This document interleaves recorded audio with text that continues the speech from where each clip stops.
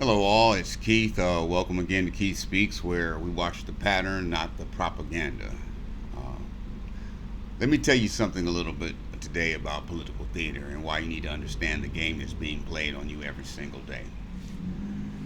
Right now, as I'm recording this, NBC is wall to wall covering Savannah Guthrie's mother's disappearance. Helicopters, drones, search dogs, FBI, the sheriff himself at the scene. And you know what?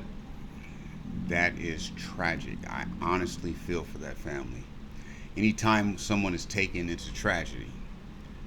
But while they're dedicating 20 hours of coverage to one missing elderly woman, an old man who sells flowers at the cemetery nearby was kidnapped by ICE, dragged away from his table, his flowers scattered behind. You know how much coverage that got? Zero. Not a second, not a mention, not a name, not a face. That's not journalism. That's programming. And it's time we talk about the people who are complicit in this con. Here's how the game works. They show you one tragedy, a real heartbreaking individual tragedy, and they pump it 24/7. They give you names, faces, backstories. They make you feel it. Savannah's mom, or the El Pair murder case, the talking head's personal story. And while you're watching that, while your empathy and attention are completely consumed by one or two cases, they're normalizing atrocities by the thousands. ICE kidnapped over 100 legal refugees in Minnesota in the past few weeks. Legal refugees with no criminal record, flown to Texas detention centers. One woman denied her diabetes medication for days. A 20-year-old kid shackled at the ankle sleeping in a crowded room, not told why he was arrested or why he was released. But you didn't see their faces on the Today Show, did you? You know what you did see? Savannah Guthrie's colleagues giving her emotional support, updates every hour, press conferences, the whole apparatus of empathy activated for one person. And I'm going to say something that's going to make some people uncomfortable. That selective empathy is deliberate. It's strategic. And the talking heads delivering it to you are complicit. I'm talking about people like Savannah Guthrie herself, Craig Melvin, Jenna Bush Hager, the entire NBC News apparatus that dedicates segments to Nicki Minaj meeting Trump, to celebrity gossip, to sensational murder cases, while refugees are being terrorized by federal agents in their own neighborhoods. I'm talking about the talking heads on CNN who breathlessly covered Trump's latest tweet while 442 Palestinians were killed during a supposed ceasefire. I'm talking about the journalists who read ICE press releases verbatim calling elderly immigrants illegal aliens and government kidnapping enforcement operations. These people know what they're doing. They went to journalism school. They know the difference between news and propaganda. They know the difference between informing the public and manufacturing consent. But here's the thing. They're paid not to know. Let me break down the business model for you because once you see it, you just can't unsee it. Savannah Guthrie's salary is estimated at $8 million per year. Craig Melvin, $3 million per year. Lester Holt, $10 million per year. You think making that kind of money are going to actually bite the hand that feeds them? You think they're going to risk their contracts by doing actual journalism that challenges power structures? NBC is owned by Comcast, a corporation with $121 billion in revenue. They have government contracts. They have regulatory concerns. They have relationships with politicians on both sides. You think they're going to let their multi-million-dollar talent dedicate hours of coverage to ICE abuses, to U.S.-funded genocide in Gaza, to refugees being illegally detained? No. They're going to give you Savannah's heartbreaking personal story. They're going to give you the Au Pair murder trial. They're going to give you Nicki Minaj at Mar-a-Lago. Because that's safe. That's profitable. And it keeps you from asking the dangerous questions. Watch how they train you to care about Nancy Guthrie. Name given, age given, described as sharp as a tack, sound mind, needs medication daily, or it could be fatal. Family interviewed, community mobilized. The flower vendor kidnapped by ICE? No name. Elderly immigrant. No mention of his health. No mention of his family. No community concern. Normal enforcement. Statistic. 442 Palestinians killed during the ceasefire? No names, no ages, no faces. Casualties. Conflict.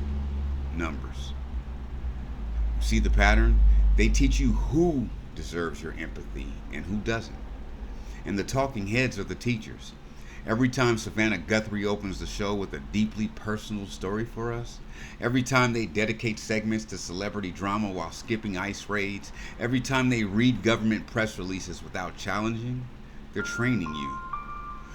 They're training you that government violence is normal, that brown people dying is just the conflict, that refugees being kidnapped is enforcement, that war crimes are complicated.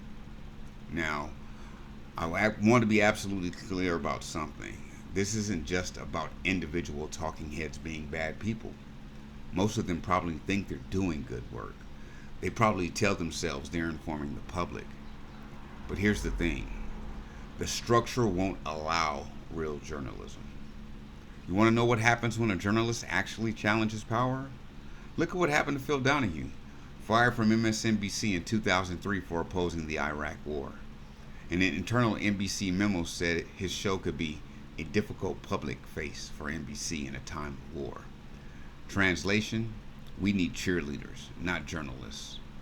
Look what happened to Mehdi Hassan, pushed out from MSNBC, too critical of Israel, too willing to ask uncomfortable questions.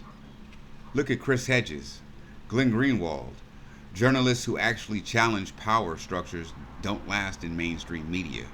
They get pushed out, marginalized, or never hired in the first place. So what you're left with are people who know where the line is, people who know not to cross it, people who've internalized the constraints so deeply they don't even recognize them as constraints anymore. That's not journalism. That's propaganda with better lighting. And here's the genius of it. They pretend to be objective. They give you both sides. They bring on a Democrat and a Republican, and they nod seriously at both. But watch what they don't debate. Whether ICE should exist, whether Israel should receive weapons, whether we should have military bases in 750 locations worldwide, whether billionaires should exist, whether healthcare should be a right. The debate is always within acceptable bounds. Should we be tough on immigration or compassionate? Should we support Israel strongly or very strongly? Should we regulate billionaires lightly or not at all? The talking heads are the stage managers of acceptable discourse. They set the boundaries. They enforce the limits.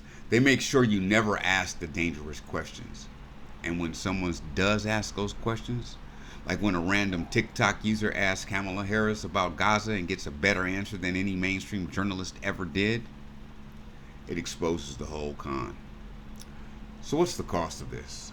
What does it actually matter that Savannah Guthrie makes $8 million to read teleprompters while refugees are being terrorized?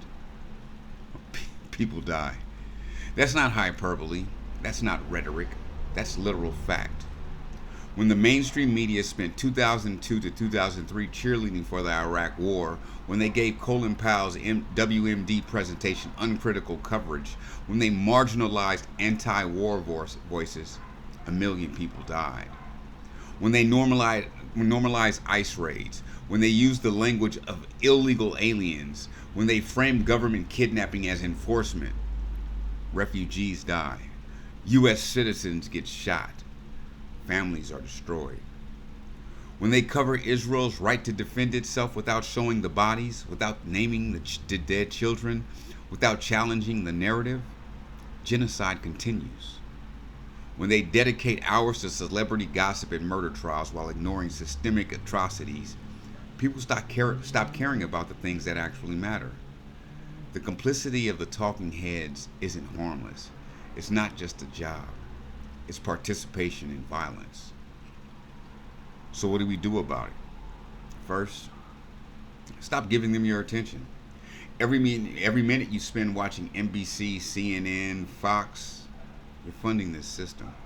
You're telling them it works. Second, follow independent journalists. The people who got pushed out, the people who never got in, the people reporting from the ground without corporate constraints. Third, share the stories they won't tell.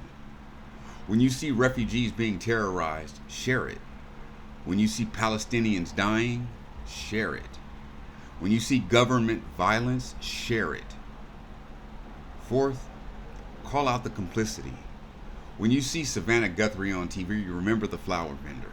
When you see Craig Melvin reading about Nicki Minaj, remember the 442 Palestinians. When they tell you what to care about, ask yourself what they're hiding. And fifth, watch the pattern. Because once you see it, you can't unsee it. Once you understand the mechanism, you can't be manipulated by it. Once you recognize political theater, you stop being part of the audience. Now, I want to be absolutely clear about something. Nancy Guthrie's disappearance is a tragedy. Her family deserves support, and I'm not diminishing that. But I am asking you to hold on to two thoughts at the same time. One person's tragedy deserves attention, and systemic atrocities deserve more attention. One missing woman is newsworthy, and hundreds of kidnapped refugees is more newsworthy. Individual violence is terrible, and state violence is extremely more terrible because it's sanctioned, systemic, and endless. The talking heads can't hold those two thoughts, or won't, because their $8 million salaries depend on not understanding it. But you can, because you're not paid to look away. So the next time NBC dedicates 20 hours to a celebrity's personal tragedy while skipping over ICE raids, ask yourself, what am I being distracted from? Who benefits from my attention being here instead of there? What pattern am I being trained not to see? The theater only works if you stay in your seat. Get up, walk out, find the real story. Because the flower vendor at the cemetery, he's someone's father too, someone's grandfather, someone's neighbor. And his story matters just as much as Nancy Guthrie's. The talking heads won't tell you that, so I will. Watch the pattern. Follow the